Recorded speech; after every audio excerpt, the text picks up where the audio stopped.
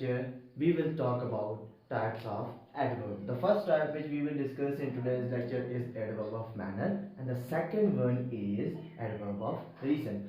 आज का जो लेक्चर है जिसमें हमने टाइप्स ऑफ एडवर्ब डिस्कस करनी है, इसमें पहली टाइप जो है वो एडवर्ब ऑफ मैनर है जो हम डिस्कस करेंगे आज, और जो दूसरी है वो है एडवर्ब ऑफ रीजन। अब देखते हैं कि एडवर्ब ऑफ मैनर जो है किस तरह डिफरेंट वर्ड्स के अंदर मॉडिफिकेशन करता है, उनके वर्ड्स को मॉडिफाई करता है। तो इसकी डेफिनेशन देख लेते हैं। सिंपली एडवर्ब ऑफ मैनर जो है हमें किसी भी काम के कोई भी काम जो परफॉर्म होता है या हो चुका है उसके मैनर के बारे में, उसके तरीके के बारे में बताएगा कि कोई भी जो काम है वो कैसे परफॉर्म हुआ है या कैसे परफॉर्म होता है। सिंपली एडवर्ब ऑफ मैनर जो है एक सवाल का जवाब देता है, दैट इज हाउ, कि कैसे कोई काम या कोई भी फंक्शन परफॉर्म होता है। अब इसकी डेफिनेशन देख लेते हैं। It gives information about the manner, ये मैनर के बारे में हमें बताता है, इन विच सम एक्शन इज प्रोसीडेड, किसी भी एक्शन जो कि प्रोसीड हो चुका है वो किस तरीके से हुआ है, किस मैनर से हुआ है, वो हमें एडवर्ब ऑफ मैनर उसके मीनिंग में एडिशन करता है। अब ये एक सवाल का जवाब देता है, जैसे मैं पहले ही बता चुका हूँ। It answers the question how, कि कैसे कोई काम कोई फंक्शन परफॉर्म हुआ है, इसका जवाब जो है एडवर्ब ऑफ मैनर हमें देता है। Examples well, foolishly, softly, slowly, fastly, bravely etcetera. अब एक सेंटेंसेस में इसकी एग्जांपल्स देख लेते हैं, आपको आसानी से समझ आ जाएगी। The first example is he caught the snake bravely. अब इस सेंटेंस के अंदर कॉट जो है एज अ वर्ब एक्ट कर रहा है और स्नेक जो है एज एन ऑब्जेक्ट एक्ट कर रहा है। अब लास्ट जो वर्ड लिखा हुआ है ब्रेवली, कि उसने एक सांप पकड़ा बहादुरी के साथ, मींस ये जो ब्रेवली जो है इज एडवर्ब ऑफ मैनर। अब हमें ये ब्रेवली बता रहा है कि किस तरीके से, किस मैनर से उसने सांप पकड़ा। Second example is she is always well dressed.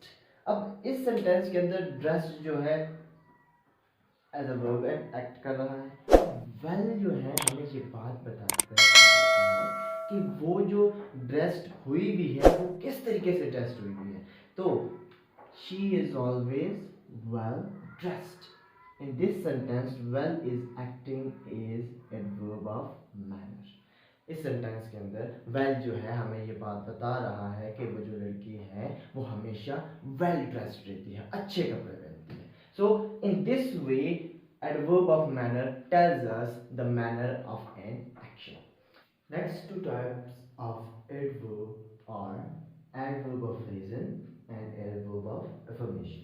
अगली जो दो टाइप्स हैं एडवर्ब की वो हैं एडवर्ब ऑफ रीजन और एडवर्ब ऑफ एफर्मेशन, जो कि हमने डिस्कस कर ली। सबसे पहले हम देख लेते हैं कि एडवर्ब ऑफ रीजन जो है वो किसके बारे में बात करता है, क्योंकि इसके हेडिंग से ही ये बात जाहिर हो जाती है कि ये बात करेगा किस चीज़ की, रीज़न की बात करेगा, ये किस चीज़ के काज की बात करेगा, ये वजह की बात करता है, ये हमें रीजनिंग देता है, ये किसी भी एक्शन के काज के बारे में हमें इंफॉर्मेशन देता है। सो इसकी डेफिनेशन देख लेते हैं। तो कहता है कि it is use to tell the state of reason. इसने एक काम करना है, इसने हमें स्टेट ऑफ रीज़न बतानी है। और काज ऑफ सम हैपनिंग, किसी भी हैपनिंग की जो काज है, जो वजह है, उसके लिए जो हम एडवर्ब यूज करते हैं, that adverb is known as adverb of reason. Examples में because, therefore, hence, so etcetera. अब हमने, अगर आपने इससे पिछली वीडियो देखी है एडवर्ब के टाइप्स के पहले पार्ट की, अगर नहीं देखी तो वो आप लाजमी देखें उसको।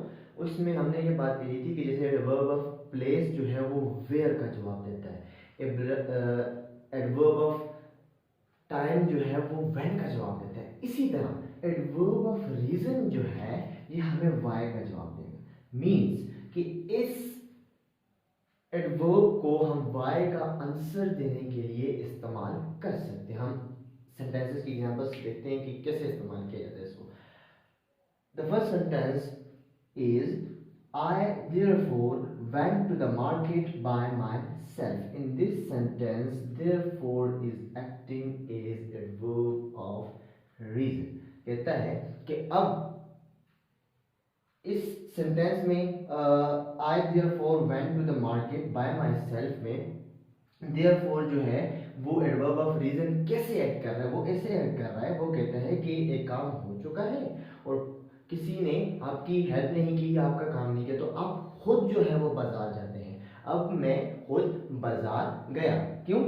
देयरफॉर जो है यहाँ पे एडिशन कर रहा है वेंट में। So in this sentence therefore जो है is acting as adverb of reason. The second example is because he is working, he didn't come. In this sentence, working is verb, which is present participle form of verb. और इस verb के अंदर जो addition है that is because हमें बता रहा है, वजह बता रहा है, cause बता रहा है, reason बता रहा है कि क्योंकि वो काम कर रहा है इसलिए वो नहीं आया. So because is acting as adverb of reason in this sentence. जो अगली टाइप है एडवर्ब की, that is adverb of affirmation. ये भी हेडिंग से ही जाहिर है कि इसके अंदर अफर्मेशन होगी, इसके अंदर हम किसी चीज को डिक्लेयर करेंगे, एडमिट करेंगे, अश्योर करेंगे. इसकी डेफिनेशन है it is used to affirm और declare something as true.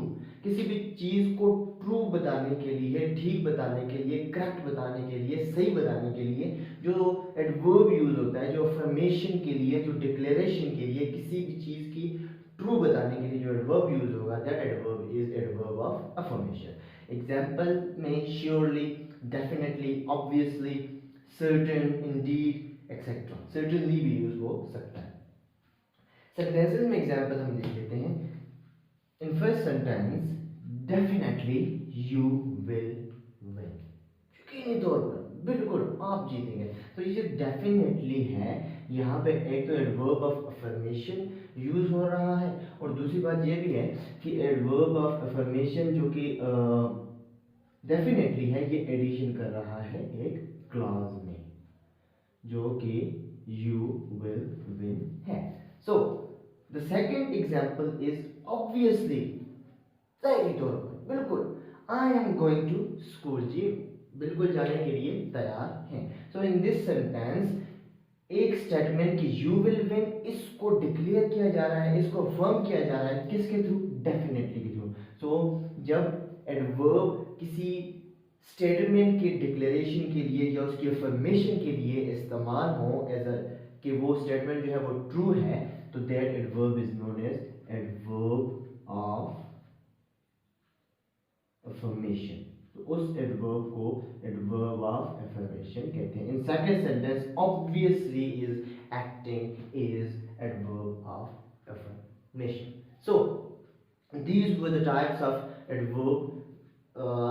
If you have any question or any query, please comment in comment section. Grateful.